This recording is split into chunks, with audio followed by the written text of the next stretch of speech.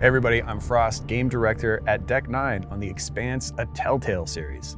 And I am Zak, the VP of Story at Telltale Games. And today, we are going to be answering questions about the Expanse from Reddit. Should we jump right in? Let's go. It reaches out. Needed to know, will there be any Lang Belta?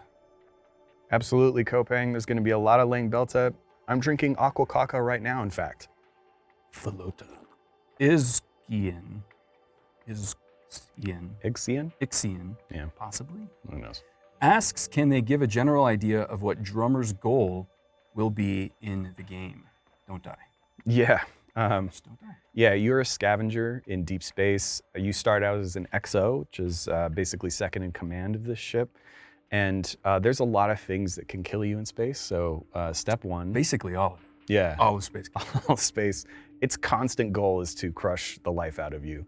So yes, surviving is one of the goals, but also maintaining a relationship with a crew of wildly different viewpoints and perspectives, and working with them and approaching them differently, because what works for Khan will not work for Maya, will not work for the Belter brothers or Virgil or Cox. And so you have to really understand navigating this dangerous environment with people that also could be dangerous. Yeah, and when the crew is up against pretty challenging life or death situations, every single member has a part to play.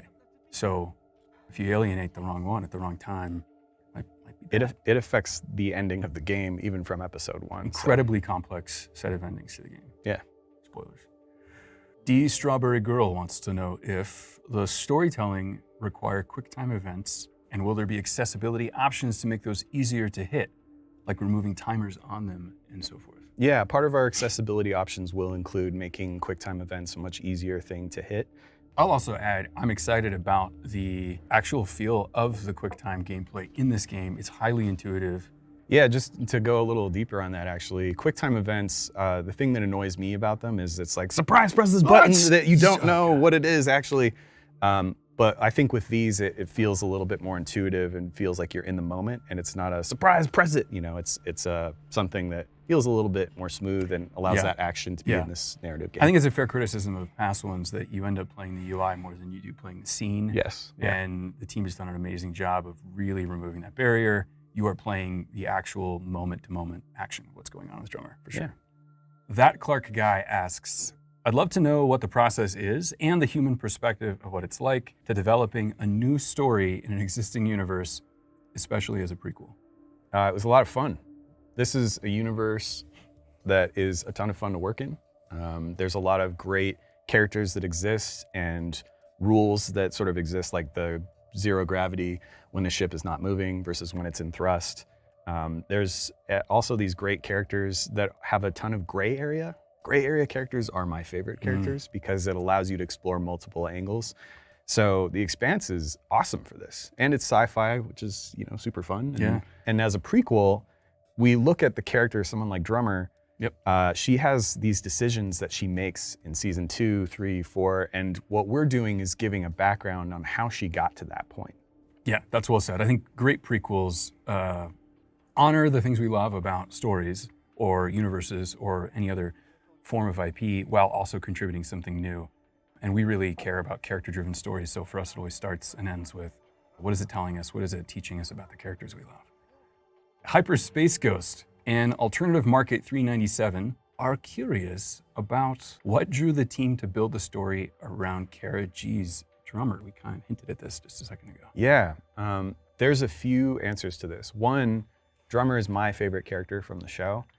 So instantly when we got the green light to work with the Expanse, that's who I went to immediately. She also has this awesome advantage that a lot of the other characters in the Expanse don't have, which is she doesn't have a novella that's been made about her background. And she's different from the books in a lot of ways. So it allowed us to explore a lot more freely without being tied to canon that already exists for this character. So Drummer is also a gray area character. She can make decisions that are really brutal or really compassionate. And as a character to work with as your protagonist, you can't ask for more than that. Canine Liquid asks, How involved are Ty Frank and Daniel Abraham or Naren Shankar in terms of consulting? So when we first started this, we came up with a bunch of ideas, and something that we had to do was run these ideas past Ty and Daniel. And I don't get nervous ever when it comes to presentations. It's a rarity. It's a rarity. Okay. But when I was talking to them, I was talking to people who had created this universe from nothing. Yeah, right. So what I didn't want to do is sully any of the work that they had done and also make them think that I didn't care about their characters or universe. So I had to pitch to them this idea of a drummer backstory, and they were super gracious and nice and added some really cool ideas that end up in the game as well. But I remember pitching to them, and after the end of it, they had said, "Guys, this is awesome. This sounds like an Expanse story." And immediately, my soul just left my body because I had all of these, like, oh, thank God. Oh, they liked it. Okay, good. So from that point, we integrated a lot of their feedback. We would supply builds to Alcon, who created the show, and we would get notes from them on stuff as we were developing. So they've been great partners. And they created an awesome universe for us to play in. Yes, yeah. R.A. Thum asks, do we get to space them Earthers when they mess up this game? I'm a little insulted that when was used in this, not if. To translate that Lang Belta, it is, what he's asking is, if we mess up this game, are we gonna get spaced? I'm hoping not. Also, it's gonna be real hard to do with our current technology. Because we're not in space. Yeah, we're not in space. It's hard to get out to space. It's very expensive. But if I was gonna go, that's the way to go. Oof. Yeah. I don't know. Yeah. VMAC1 and Jesse36 wonder, are there any other characters from the series joining the game? For example, Fred Johnson or Anderson Dawes? Yes. I can't go into details. You got to play the game and so mysterious. See it. It's so mysterious. Yes, there will be characters from the show, and I think fans will be super excited to see how they're integrated in the story.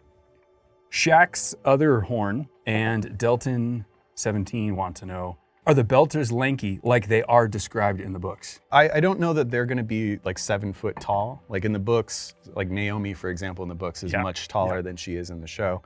I think that our Belters are lanky like me. Yeah. They're taller, they have longer limbs. Space has an effect. Yeah. You can't tell, but Frost is crazy tall. Caden Ferraro and a few others asked, why was there a character shown with glasses on? Yeah, so to give some context here, the question is about why a character would need something like glasses 300 years in the future. There's a lot of machines that correct vision and fix medical problems.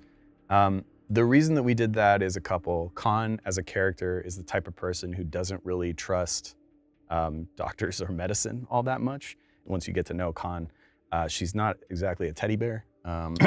So having that on her is sort of indicative of her perspective on things and more of a choice that she's making. She's sort of get those newfangled machines away from me. Yeah. So that is kind of why we have the glasses on Khan. I think it adds personality and it shows kind of her perspective on medicine and technology. Creep Tara, will we shed a tear or two? So I think so. However, how you play the game actually would affect this. I'll say that. So you might shed a tear, maybe you won't. Depends on the decisions you're making. The kind of person you are. Yeah, because maybe you're heartless. Thank you for watching. Special thanks to the Screaming Firehawks for providing these awesome list of questions. We are super excited for y'all to get your hands on this game. It's coming out soon. Ask us more questions. Or don't. We may answer them. Yeah, if we're not spaced.